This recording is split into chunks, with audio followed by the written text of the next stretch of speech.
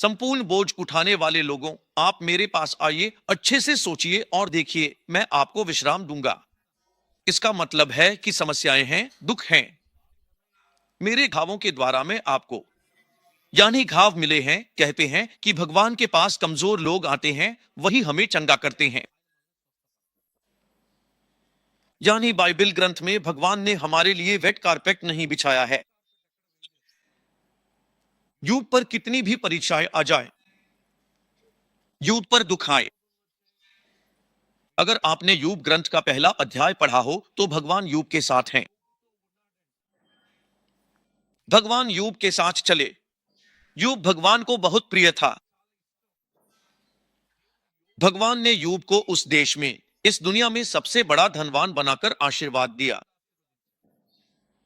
ऐसे धनवान व्यक्ति को भी शैतान ने ललकारा। उसने कहा, तू यूब के चारों ओर की सुरक्षा हटा दे, मैं देखता हूं, मैं उसकी परीक्षा लूंगा, मैं उसकी परीक्षा लूंगा, मैं उसे परख कर देखूंगा। आदम को भी शैतान ने इसी तरह परखा। देखिए आदम क्या हुआ, वह हार गया। आदम और हव्वा भगवान पर विश्वास नहीं रख सके। हव्वा भगवान पर निर्भर नहीं रह सकी। चाहे भगवान ने आदम को किसी भी बगीचे में रखा हो, फिर भी उसने अपनी कीमत नहीं समझी। उस अच्छे और बुरे के ज्ञान के पेड़ का फल खाने का उन्होंने फैसला किया। बहुत लोगों के मन में यह सवाल हो सकता है, भगवान की बनाई हुई अच्छी स्थिति में भी आखिर क्यों वह सांप आया? भगवान की उस स्थिति में तुम सोच सकते हो, वह सांप क्यों आया? असल में वह सांप नहीं था, उससे पहले वह एक जीव था, अजी। भगवान ने इतनी सुंदर सृष्टि बनाई है, फिर भी उस वन में वह जीव ऐसा क्यों किया? इसका कारण है कि भगवान को हम पर एक विश्वास है।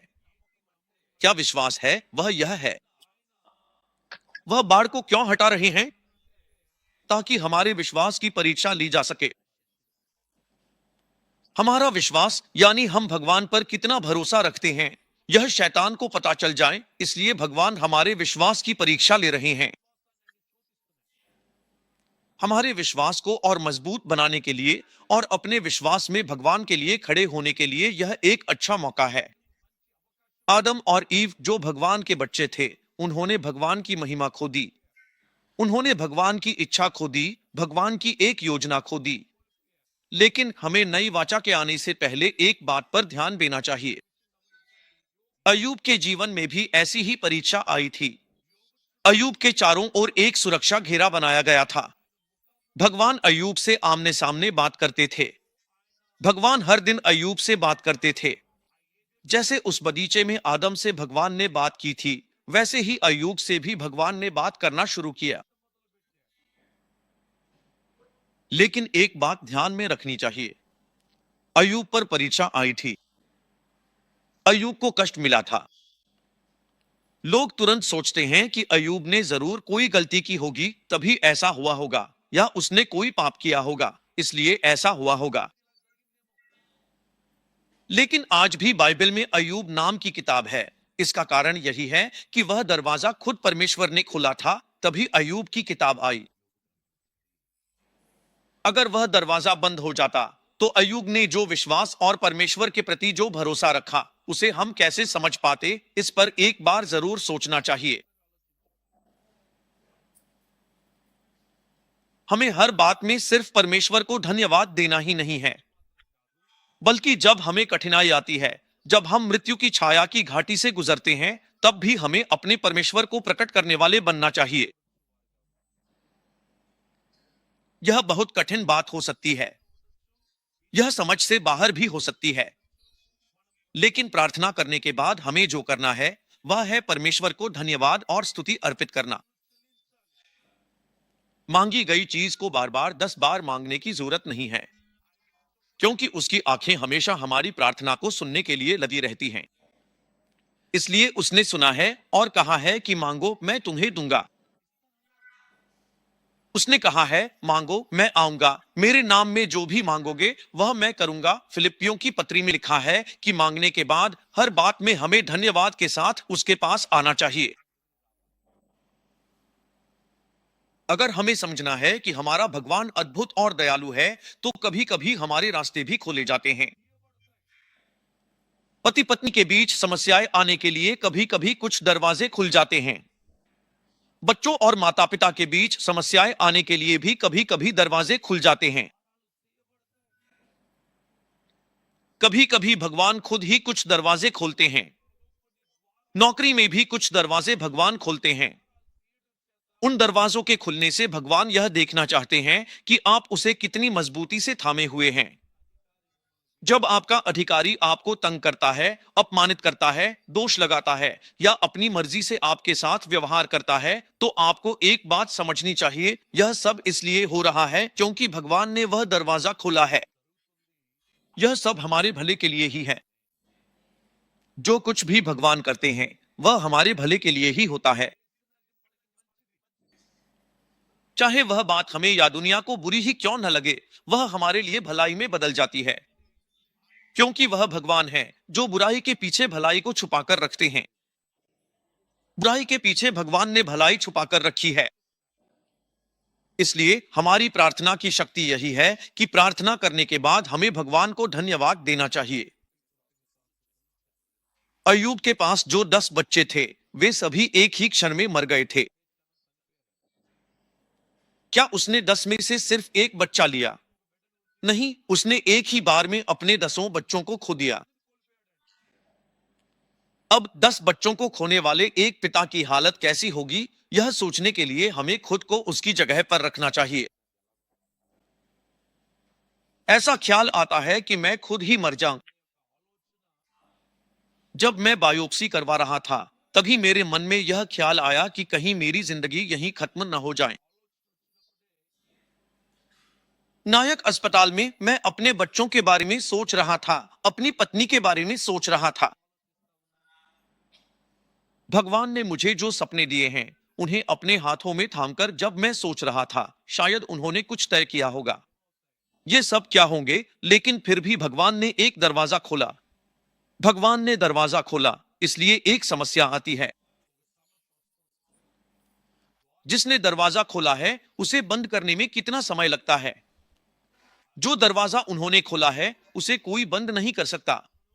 जो दरवाजा उन्होंने बंद किया है, उसे कोई खोल नहीं सकता। हम लोग उनके पीछे क्यों भाग रहे हैं? हमें तो उस दरवाजे के रक्षक, भेड़ों के दरवाजे के रक्षक के पास भागना चाहिए। डॉक्टर लोग क्या करते हैं? वे जो पढ़े हैं वही हमें बताते हैं, जो उन्होंने देखा है वही बताते हैं, जो उन्होंने अनुभव किया है वही बताते हैं। हमें जो करना चाहिए वह यह है कि हम जीवित परमेश्वर के पास आना चाहिए। समस्या होने पर हमें जीवित परमेश्वर के पास आना चाहिए। जब परेशानी हो, तब भी हमें जीवित परमेश्वर के पास आना चाहिए। आज मुझे समझ नहीं आ रहा है कि आप किस समस्या या दुख में हैं, लेकिन फिर भी आपके दुख का जवाब यीशु में है। इस बात को कभी मत भूलिए। आपके दुख, आपकी समस्या, आपके अपमान, आपकी निंदा, इन सब के लिए एक बात ध्यान में रखनी चाहिए। परमेश्वर हमें इस तरह बदलने जा रहे हैं कि हम उनके लिए महिमा ला सकें। हल्लेलुया। अय्यूब को जो समस्या आई वह बहुत भयानक थी। उसने अपने बच्चे खो दिए, अपनी सारी संपत्ति खो दी। एक ही दिन में जो व्यक्ति दुनिया का सबसे बड़ा करोड़पति था, वह एक ही दिन में सब कुछ खो बैठा। वह बहुत ही गरीब हो गया था। एक दिन एक के बाद एक बुरी खबरें आती रहीं। कोई भी खबर अच्छी नहीं थी। अगर आपके साथ ऐसा हो गया होता, आपके बच्चे मर गए, आपकी भैंसें मर गई, आपकी गायें मर गई, आपके ऊंट मर गए, सब कुछ खत्म हो गया, सब कुछ नष्ट हो गया, सब कुछ चला गया। देखिए, हम 10 लोगों की लाशें लेकर आए हैं, इन बच्चों की लाशें लेकर आए हैं। देख लीजिए, 10 बच्चों की मां पर कितना बोझ होता है। 10 बच्चों से भी बढ़कर है एक मां का दर्द। यूब हर दिन अपने बच्चों के लिए कुछ न कुछ करता था, उनके लिए बलि चढ़ाता था। अब तो यूब को गुस्सा आना चाहिए, है ना? क्या कोई हर दिन वेदी के पास जाकर एक याजक की तरह बलि चढ़ाता है? आखिर यूब के परिवार में क्या हुआ था? दुनिया क्या कहती है, संसार क्या बोलता है। लेकिन एक बात हमें ध्यान में रखनी चाहिए, इतनी भयानक घटना होने के बाद भी उसकी मां बहुत पीड़ा में चली गई। युब की पत्नी भी बहुत दुख में चली गई और बोली, ऐसी भयानक बात कैसे हो गई। फिर उसने कहा, अब और क्या बचा है युब, भगवान को कोसकर मर जा। अब हमारे पास क्या बचा है। हमने अपने बच्चे खो दिए, अपने घर खो दिए, अपनी सारी संपत्ति खो दी, हमारे सारे जानवर खो दिए, हमारे नौकर चाकर भी हमें छोड़कर चले गए। अब क्या बचा है युग, अब क्या बचा है। भगवान को कोसकर मर जा, मर जा। ऐसे समय में युब ने जो बात कही वह बहुत कीमती थी।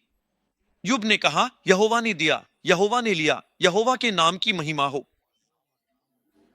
कभी कभी भगवान देते हैं, कभी कभी वे वापस ले लेते हैं। देने वाले भगवान को लेने का भी अधिकार है।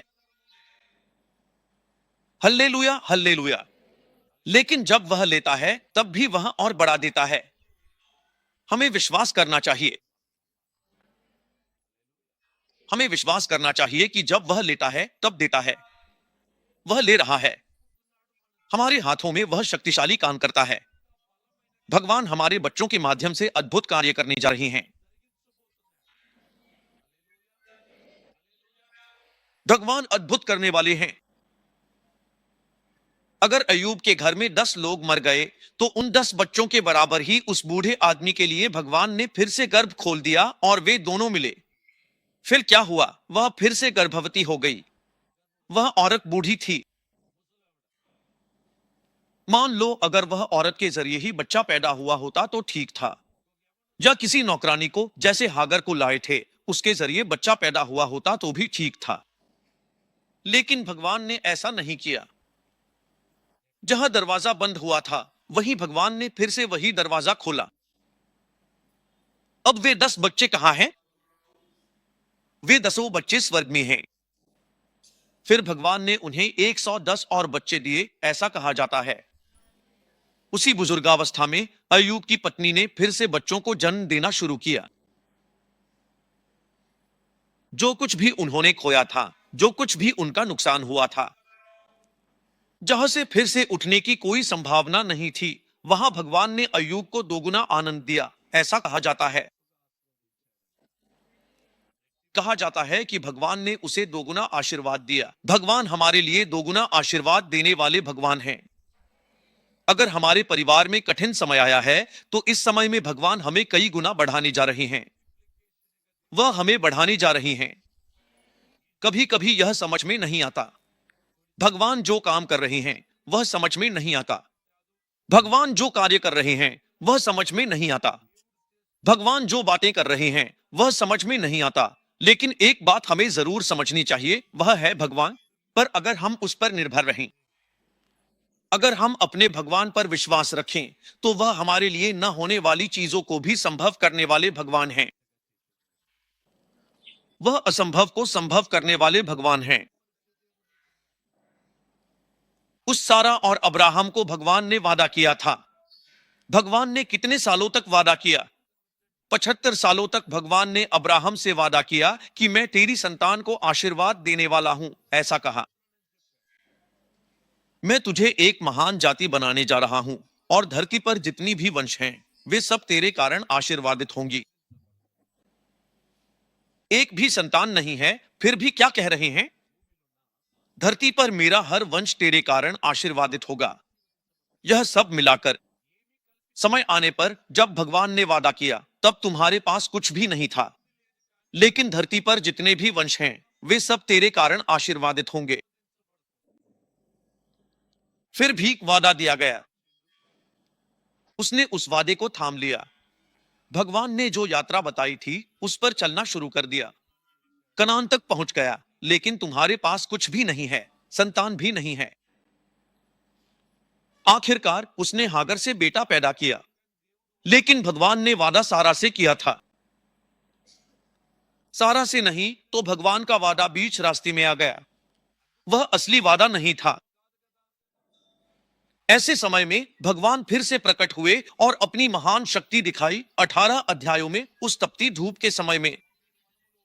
जब वह देख रहा था तब यहोवा उसे दर्शन दिए। यहोवा ने दर्शन दिए और जब वह देख रहा था वे 3 व्यक्तियों के रूप में बदल गए। वे तीनों आकर उनसे मिले तो वह दौड़ते हुए गया, उनके लिए भोजन तैयार किया, उन्हें प्रेम से सत्कार दिया और जो भी मेहमानवाजी चाहिए थी सब कुछ दिया। इसके बाद वे बोले, अगले साल इसी समय भगवान तुम्हें एक पुत्र देने वाले हैं। जरा सोचिए, अब्राहम को 99 साल हो चुके हैं, 24 साल बीत गए हैं जब से भगवान ने वादा किया था। सारा बूढ़ी हो चुकी है और हंस रही है। वह क्यों हंस रही है? वह अविश्वास के कारण हंस रही है। ओ सारा, क्योंकि तुम्हारे अंदर अविश्वास है। क्या मैं अपना दिया हुआ वादा वापस ले लूंगा? नहीं। ओ सारा, क्या बात है? इतने सालों तक तुमने इंतजार किया, आखिर में जब समय आया तब तुम क्या कर रही हो? तुम अविश्वास के साथ हंसी, इसलिए मैं तुम्हें नहीं दूंगा, ऐसा उसने नहीं कहा। उसने जो कहा वह यह था, क्या यहोवा के लिए कोई भी चीज असंभव है? अविश्वास से भरे एक व्यक्ति के लिए उन 3 व्यक्तियों के माध्यम से जो बात परमेश्वर ने कही वह विश्वास की बात थी। विश्वास के बिना परमेश्वर के साथ रहना असंभव है। विश्वास के बिना परमेश्वर के कार्यों को देखना भी संभव नहीं है। विश्वास बहुत शक्तिशाली चीज है। एक विश्वासी के रूप में हमें विश्वास होना चाहिए। इस दुनिया में सुबह उठने के बाद से लेकर रात तक हम कितनी ही चीजों के पीछे भागते हैं। यह सब इसलिए है क्योंकि हम अपने गंतव्य तक पहुंचने के लिए विश्वास के साथ परमेश्वर पर भरोसा रखते हैं। धीरे धीरे बढ़ते हुए, धीरे धीरे इसके लिए गवाही बनते हुए, धरती पर रहने वाले लोगों के सामने हमें एक अच्छे विश्वासी के रूप में बदलना चाहिए। 99 साल बीत गए। 100वां साल आने पर भी परमेश्वर ने अब्राहम और सारा से प्रेम किया और उन्हें संतान का वरदान दिया। असंभव चीज के लिए प्रार्थना करना, यानी असल में उनके कोई संतान नहीं थी। एलकाना ने फिर से शादी कर ली थी। उसने उसके लिए प्रार्थना करना कभी नहीं छोड़ा। वह बार बार मंदिर जाती रही, शीलोह जाती रही और वहां प्रार्थना करना शुरू किया। उसने किस तरह प्रार्थना की अगर पूछें तो? वह वहां रोना और बरबराना शुरू कर देती थी। उसकी बरबराहट देखकर एली और बाकी लोग पूछते, क्या तुम शराब पीकर आई हो? तुम इतना शोर क्यों मचा रही हो? बैठकर भी तो प्रार्थना कर सकती हो ना। फिर इतनी देर तक ऐसे क्यों, जैसे कोई शराबी हो? उसे समझ में आ गया। क्या उस सेवक को समझ में नहीं आएगा? अगर उस सेवक को समझना है तो उसे क्या चाहिए? अगर बीच में कोई बाधा न हो तो उसे भी समझ में आ जाएगा। उस दिन अन्ना ने जो प्रार्थना की वह कुछ ऐसी थी, प्रभु मुझे एक बच्चा नहीं चाहिए, 2 बच्चे नहीं चाहिए, 3 बच्चे भी नहीं चाहिए। पहले जितने भी बच्चे होंगे वे सब मैं आपको अर्पित कर दूंगा, बाकी जो भी होंगे वे मैं अपने पास रख लूंगा। अन्ना ने जिस तरह से प्रार्थना की थी उसी के अनुसार सबसे पहले समेलू का जन्म हुआ। उसके बाद भगवान ने कई और बच्चों को दिया। उन सभी को भी भगवान ने आशीर्वाद दिया। समेलू 2 राजाओं का अभिषेक करने वाले व्यक्ति बन गए। वे एक न्यायाधीश बन गए। वे भगवान के लिए एक मजबूत गवाह बन गए। हर सुबह से पहले एक बात पर ध्यान देना चाहिए। जब हमारे सामने असंभव चीजें होती हैं तब हमें विश्वास करना चाहिए। भगवान के लिए सब कुछ संभव है। अगर भगवान न करे तो एक बात कहनी चाहिए, यहोवा ने दिया, यहोवा ने लिया। यहोवा के नाम की स्तुति होनी चाहिए, यहीं रुकना चाहिए। कृपया प्रार्थनाएं, कभी कभी मैं एक प्रार्थना करता हूं, जानते हो क्या? प्रभु जो तुझे पसंद नहीं है वह मुझे मत देना। क्या है जो तुझे पसंद नहीं है वह मत देना। अगर वह आ भी गया तो समझो कि उससे बुरा ही होगा। अगर वह चीज मेरे पास रहे तो मुझे भला नहीं होगा। वह चाहे कितनी भी कीमती क्यों न हो, कोई फर्क नहीं पड़ता। जो तुझे पसंद नहीं है उसे मुझसे दूर कर दे। आज सुबह यहां से यात्रा करते समय हम पैरों के बारे में बात नहीं कर रहे थे। मेरी बीमारी कोई हार नहीं है, मेरी कमजोरी कोई हार नहीं है। मेरी कमजोरियों में उसकी शक्ति पूरी तरह प्रकट होती है। कमजोरियों में जब भगवान का हाथ आता है तो वह पूर्णता में बदल जाती है। इसलिए आपको जिस बात पर विश्वास करना है वह हार नहीं है बल्कि विश्वास है। अगर आप विश्वास को थामे रहते हैं तो असंभव भी संभव हो सकता है। जब आप उस परमेश्वर को मजबूती से पकड़ते हैं जो असंभव को संभव कर सकता है, तो वह आपके लिए निश्चित रूप से चमत्कार करेगा।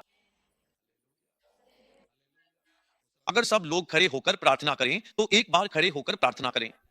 हम कहेंगे, यीशु तुझे प्रणाम, आज तूने मुझे जीवित रखा है, तुझे धन्यवाद। जो लोग झुके नहीं हैं प्रभु उन्हें आशीर्वाद दे, नियमों को आशीर्वाद दो। हम प्रार्थना करते हैं कि तेरी पवित्र आत्मा की शक्ति से हर व्यक्ति को भर दे। पिता अपनी आत्मा की शक्ति से भर दे, अविश्वास को दूर कर अपनी शक्ति से विश्वासियों को भर दे। प्रभु तू हमें अपने लिए महान कार्य करने वालों में बदल रहा है। तुझे प्रणाम हे पिता, तूने हमें बदल दिया है। तुझे प्रणाम, तू हमें रूपांतरित कर रहा है। तुझे प्रणाम और तू प्रभुता देने वाला है, आशीर्वाद दे। हम तेरे महान साक्षी बनने जा रहे हैं, इसके लिए तुझे धन्यवाद। यह छोटा मंदिर प्रभु हजारों मंदिरों के बराबर हजारों लोगों को समेटने वाले मंदिर में बदल रहा है, इसके लिए तुझे धन्यवाद। करीब 7,000 लोगों को समेट सकने वाले उस सुंदर मंदिर में भी वहां भी कतारें लगने वाली हैं, इसके लिए तुझे धन्यवाद। दरवाजे बंद करके अंदर जगह नहीं है कहकर बाहर भी गलियारे में भी लोग भर जाएंगे, ऐसा नया काम हमारे जिले में भी होने जा रहा है, इसके लिए तुझे धन्यवाद पिता। प्रभु की सुसमाचार को प्रचार करने के संगम के रूप में अब जो होने जा रहा है उसके लिए तुझे धन्यवाद पिता। जहां भी अवसर मिलेगा वहां सुसमाचार प्रचार के मंदिर के रूप में हमारे मंदिर को बदलने जा रहे हो, इसके लिए तुझे धन्यवाद। इस अंतिम जागृति में प्रभु तूने हमारा नाम लिखा है, तुझे प्रणाम। हर विश्वासी का नाम लिखा है, तुझे प्रणाम। हाल ही में जयंती चर्च में जो भी हैं उन सबको यीशु मसीह के शिष्य के रूप में बदल दे, तुझे प्रणाम। तेरी सुसमाचार को इस धरती के लोगों तक पहुंचाने के काम में हम सबको इस्तेमाल कर रहे हो, तुझे प्रणाम। हम सबको इस्तेमाल कर रहे हो, तुझे प्रणाम। हम जो भी हैं वह तेरी कृपा से ही है प्रभु। मुझे जो कुछ भी मिला है वह तेरे द्वारा ही मिला है, तेरे बिना कुछ भी नहीं मिला पिता। आपके बिना कुछ भी संभव नहीं है पिता। हम अपना सब कुछ आपको सौंपते हैं। हम अपना नश्वर शरीर आपको सौंपते हैं। हम आपको सारा सम्मान, महिमा और शक्ति देते हैं पिता। हम आपको देते हैं। हम किस तरह से प्रार्थना करते हैं पिता?